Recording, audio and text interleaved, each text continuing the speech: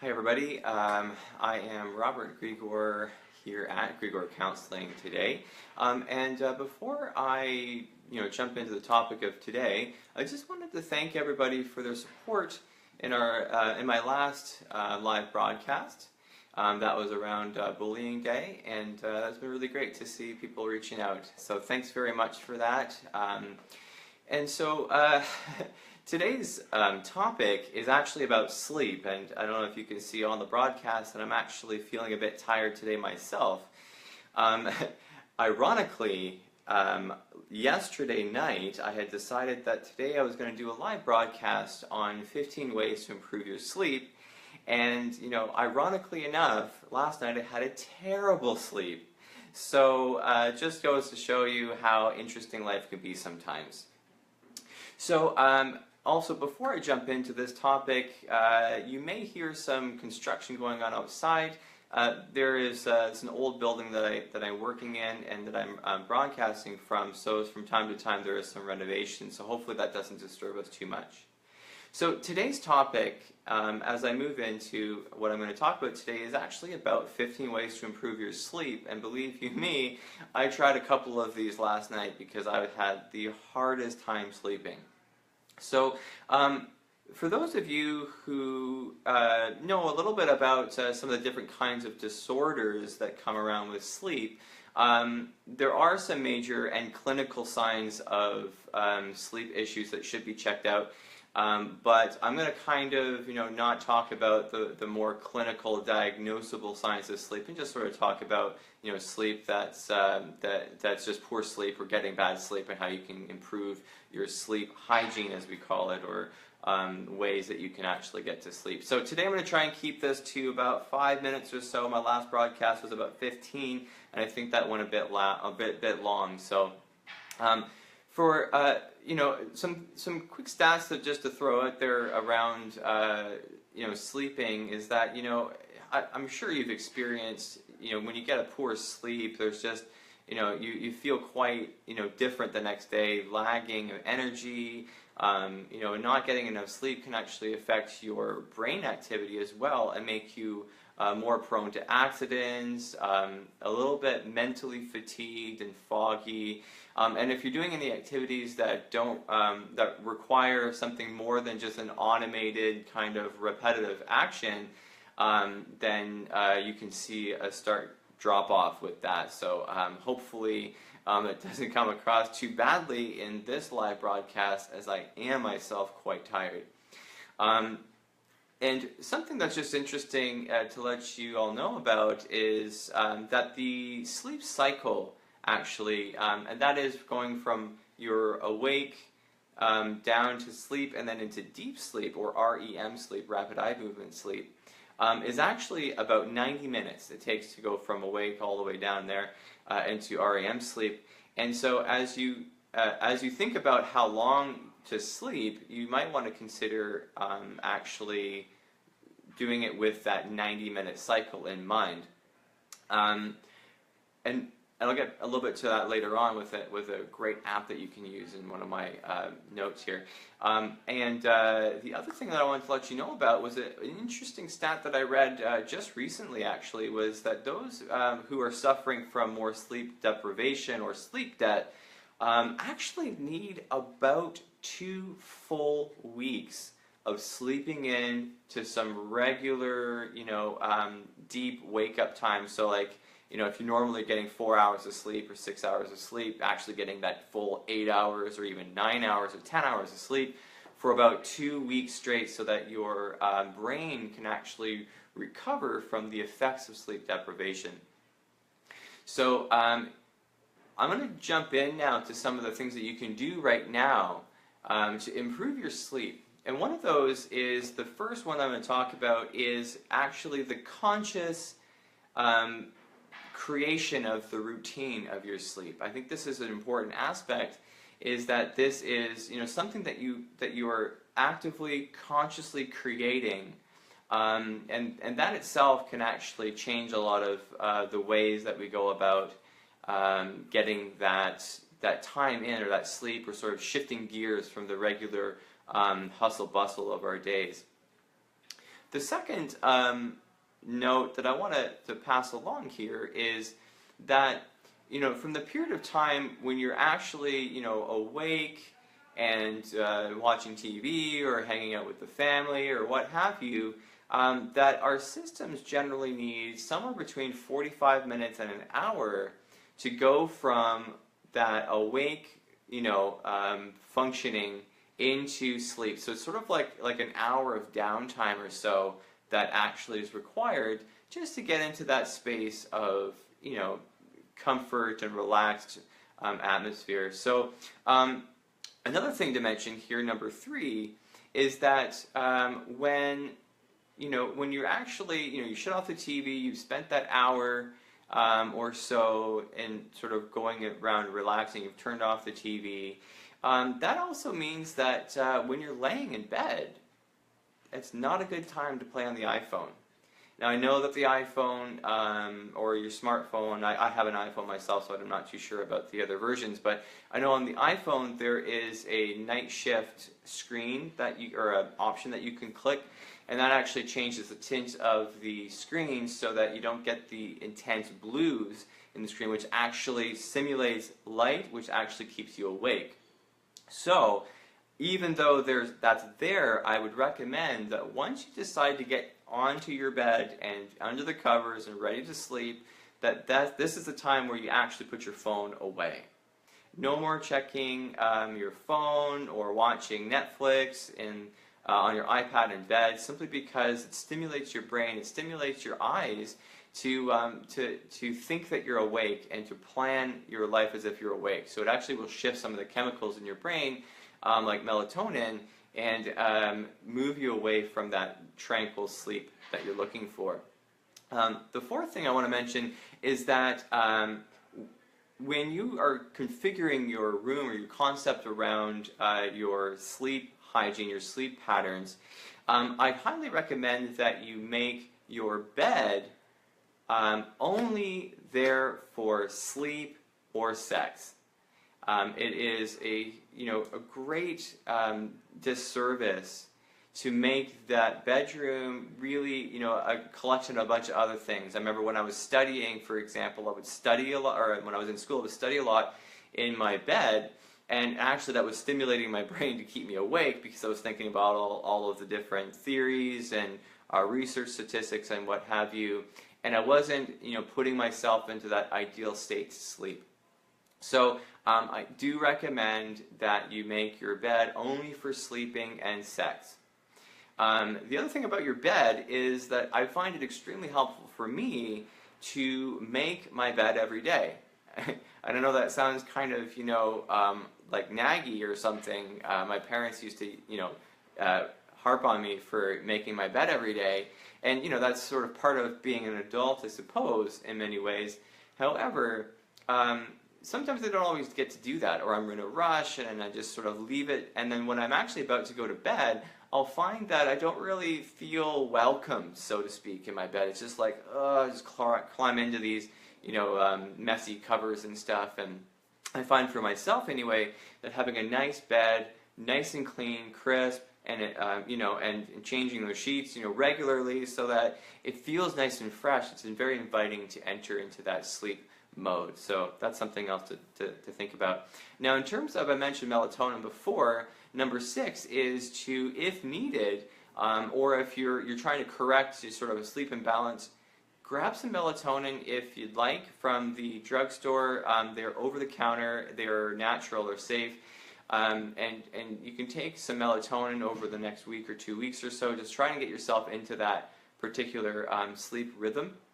Another thing that is I should note about melatonin is, generally speaking, at least from my own experience, it causes me to have some interesting dreams or nightmares. So you might keep that in mind if that's something that's happening for you, that it's probably to do with the melatonin. But another thing that you can do, that you can take, is actually chamomile tea, which is a natural herb that you can buy in just about every place that you look for tea. It has a really relaxing effect on the nervous system and can help you just to sort of drift off into that sleep. So definitely recommend those 2 things. Around eating as well and drinking, number 7 is to, avoid eating too late towards bed. That actually can stimulate your body to, go through its different functioning, and that's not really usually all that helpful, although of course there is a sleep coma, so I mean if you eat a lot and then go to bed, you might actually get a good sleep, so you can kind of play around with what works for you. And that's the thing else that's really important, actually, I should mention now, is that you don't have to do all of these 15 things that I'm mentioning to you right here. That is actually more about finding what works for you, and everybody's sleep patterns are quite unique to them. So I do recommend that you find the right balance for you. Trial and error is really great. So the other thing about that I was just on, that number 7, around also not eating, I would recommend that you limit your drinking to a very, very moderate to mild amount right before bed. I do myself have a little sip of water every now and then, just because I don't like feeling the dry mouth that I get, but it is definitely helpful if you're not filling your bladder and then in the middle of the night have to wake up and urinate and what have you. So if you can sort of monitor that and sort of have that, almost a drier internal system, then I find that, for me anyway, that helps me sleep a lot better. Something that I do regularly is number 8 is actually spend in that 45 minute to the hour downtime that I mentioned earlier. I'll actually go into a quiet room and I'll do some stretching. I'll do about 20 minutes of stretching or so, or depending on what my body's telling me that I need. I pay a lot of attention to my body and have it guide me as to what's important for me for what I need to stretch out. But that stretching actually, believe it or not, releases the same endorphins and neurotransmitters as sex. So naturally speaking, after good sex, it's very common to feel sleepy and to pass out. So stretching is actually a great way of keeping the muscles released and getting that lactic acid to move away out of the muscles and help you just sort of feel a bit more calm. And after a really good stretch, I really feel myself, all of my muscles relaxing, and I feel quite good as I lay in bed. And so I get a much better sleep if I make sure to do that just about every night. The next thing I wanted to mention was, and along with stretching, some people meditate as well, which is also important. I forgot to throw that in there. If you do meditate, by all means, definitely go ahead and do that. Or simply being mindful of your experience in the moment, watching your breathing while you lay in bed can be extremely helpful. So number 9 is, I mentioned a little bit earlier with the phone, I recommend not checking emails on your phone or on your desktop for around, the latter part of the day. I know for me, I am definitely guilty of this. I check my emails really frequently, and that often, if I get a negative email or if I get something that's, causing me that needs my attention, I can actually end up just, focusing on that for quite a while in a day, and then, my mind, I begin to ruminate around what's going on with this email, how I should respond, and at that point, I'm now switched myself back into work mode, and I'm no longer getting the sleep and the respect. I'm not giving my body the respect it needs. So I definitely recommend do not check your emails at the latter part of your day.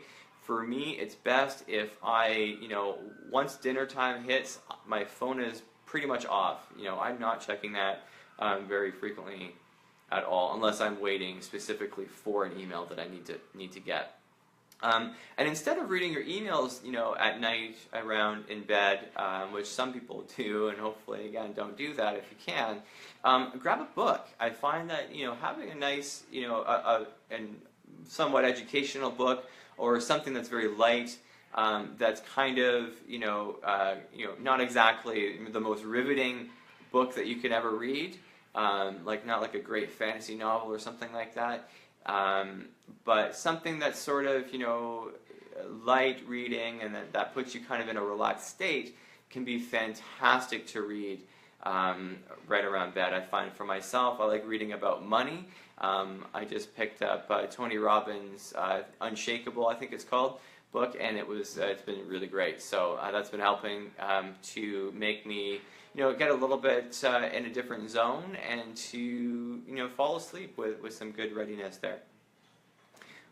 His book, by the way, is not boring. That's not why it's putting me to sleep. It's a great just reading, and reading against that black ink, and the paper is a lot better on your eyes than reading off of a phone or a Kindle. So I just mentioned that is important. And the other thing that I wanted to mention, around bed and sleeping and that is actually number 10 is around boundaries. It's important that you, if you're sleeping with somebody else around, my light went out there. If you're sleeping with somebody else in the bed, I recommend that you have some good sense of what's important for you, what your comfort level is in bed. If you're with a partner and one of you likes to cuddle a lot and the other kind of needs some space, then obviously the one that needs that space is going to have a lot less beneficial sleep.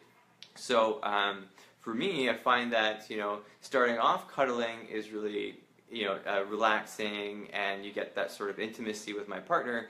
But then actually, kind of 15 minutes or so into that sleep cycle, I'm going to move away. So I'm going to actually just roll over on my side and just sort of be independent, or maybe touching a little bit with our feet or something like that. But so this is something that's obviously really specific to the person. So you got to find what fits for you. If you're a big cuddler and both of you like to do that, then that's going to be very comfortable for you. But I recommend chatting with your partner if you are sleeping with one, and finding out what works best for both of you and finding that nice middle ground somewhere. Okay. The next thing that I want to mention, number 11, is keeping a notepad and pen by your bedside. I find that for me, once I'm laying in bed, and if I have some thoughts that are racing in my mind, having a notepad next to my bed and a pen to write down some ideas that I actually am thinking about in regards to that thought process helps me get it out of my mind and externalize it onto a piece of paper or somewhere else, so that tomorrow I can simply look at it and say, oh yeah, that makes sense, I remember doing that. I find that helps to get it out of my head, and then my mind's not going round and around and around and around and around, wondering what I should do about this particular conundrum. So that is super helpful. And the other thing about keeping a notepad and a pen around is that you can record your dreams if you have any, and that can be extremely nice if you're just for yourself. If you're in therapy, that can be helpful. But just having an understanding of what's going on right there for while you're sleeping can be really, really helpful. The next thing I want to mention is that it's possible that you can have, I'm just going to click this light back on here, there we go, that if you like this sort of a thing, you can run a hot bath, and right before bed, and have everything done in your day that you need to get done. Put the kids to sleep, feed the cats or whatever, and just allow yourself that nice peace to just relax in the bathtub. You can even pour some scented oils or some bubbles to make it really all that much more enjoyable. And this sort of a thing can just help to relax, because you're doing a conscious activity to be in that relaxed or tranquil state. So definitely recommend that. A great, leading into number 13, is you can get a diffuser or light some incense within your home, and you can actually utilize some specific scents that help to get better sleep. And one of those, for example, is lavender. If I find that if I use lavender throughout my evening, it just helps to relax me. You can even dab a little bit of lavender right on your skin, right on your wrists, and that'll help to calm the nervous system as well. So that's definitely one of my favorites. And along with that, aromatherapy is just creating an overall atmosphere of tranquility. So sometimes when I'm having difficulty sleeping, I can put on some really light, soft music that's really relaxing. It might be like a meditation thing or relaxation music, or just some nice, easygoing classical music or something like that. Whatever it is that you like, it can be really helpful to just have that really soft, really quiet music in the background.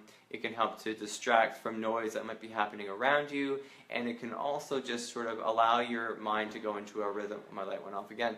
It can allow you to go into a rhythm of just, a lot more tranquil sleep. So that's definitely one thing that I recommend to do.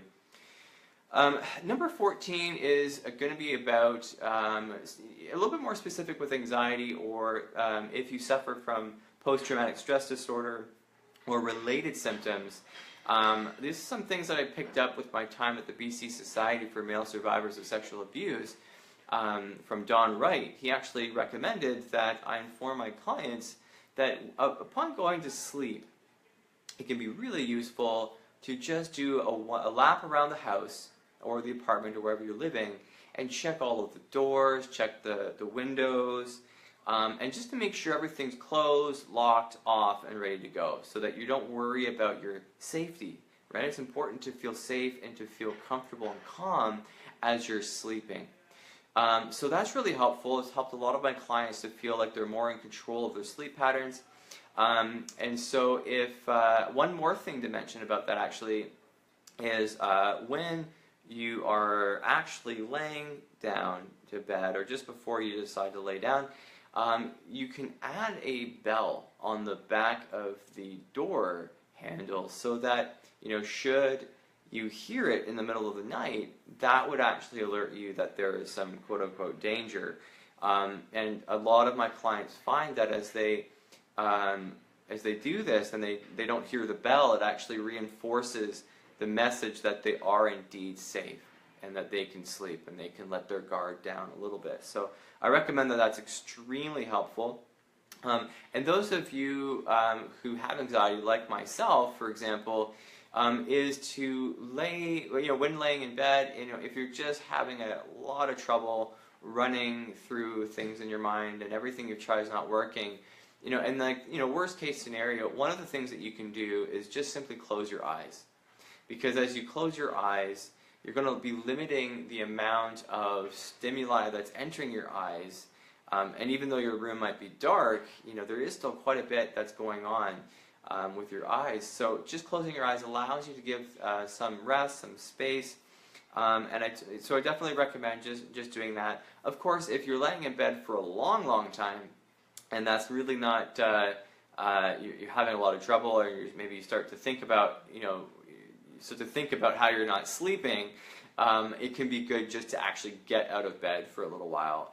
Go back to some of the other techniques that I showed you: stretching, reading a book somewhere, drinking something nice and warm, more chamomile tea or something like that. And that can actually just sort of help to, trick your mind into going back to sleep. Now is the time to go back to sleep.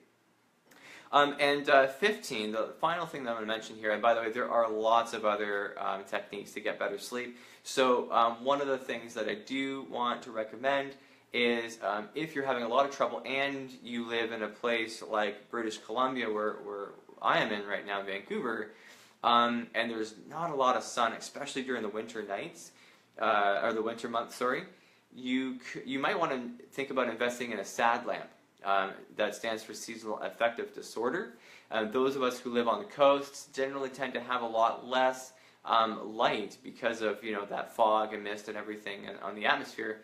And so getting that vitamin D through a SAD lamp actually can help to improve your wake-up time and improve the amount of energy that you have throughout the day. So you can buy these for as little as $60 and all the way up to several $100s. And of course, the more expensive that you go, generally the more features they have.